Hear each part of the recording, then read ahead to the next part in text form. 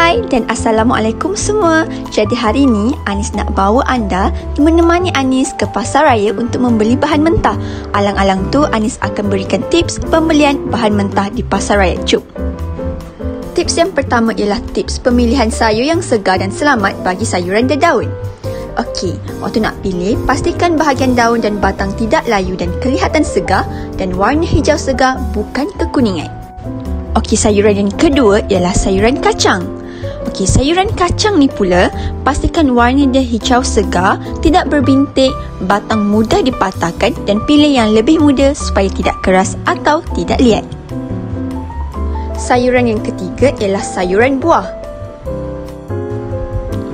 Okey, sayuran berbuah pula, yang pertama pastikan tidak berbau busuk, tiada kesan lubang, tidak terlalu lembik atau tidak berlendir dan pilih yang lebih muda untuk tahan lebih lama.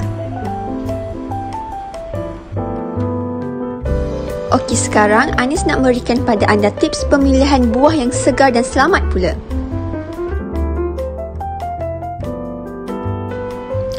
Semasa Anis nak pilih buah, Anis akan pastikan ianya segar, tidak berbau busuk, tidak ada kesan lubang, tidak terlalu lembik atau tidak berlendir dan tiada kesan lebam. Tengok tu, Anis siap pilih-pilih lagi tau.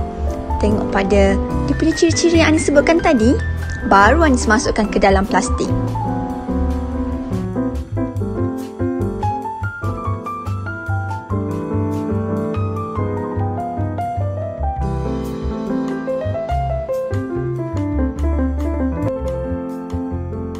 Tips pemilihan ikan yang segar dan selamat. Yang pertama, pastikan isi yang pejal dan anjal, mati yang jernih dan tidak tenggelam, insang berwarna merah dan tidak berbau busuk.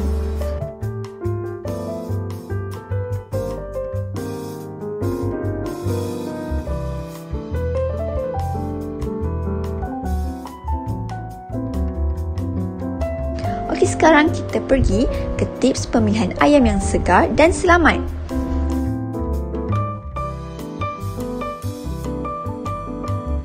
Periksa isi ayam pejal dan anjal, kulit cerah dan nampak segar, tidak berlendir, tidak berubah warna dan tidak lebam.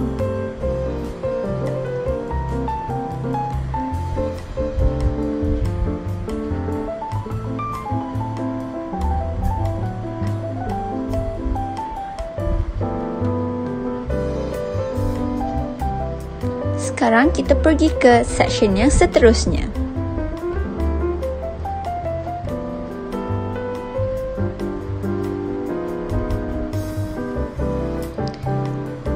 Tips kita yang seterusnya adalah tips pemilihan makanan dalam tin atau kotak. Pastikan tidak kemik, koyak atau pecah, tidak berkarat, tidak menggelembung dan tidak tamat tarikh luput.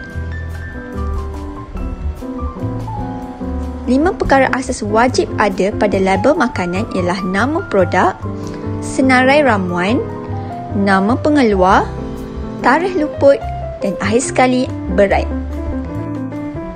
Diingatkan juga untuk memilih makanan yang mempunyai logo HACCP, mesti dan juga GMP. Seterusnya kita pergi ke section untuk memilih telur.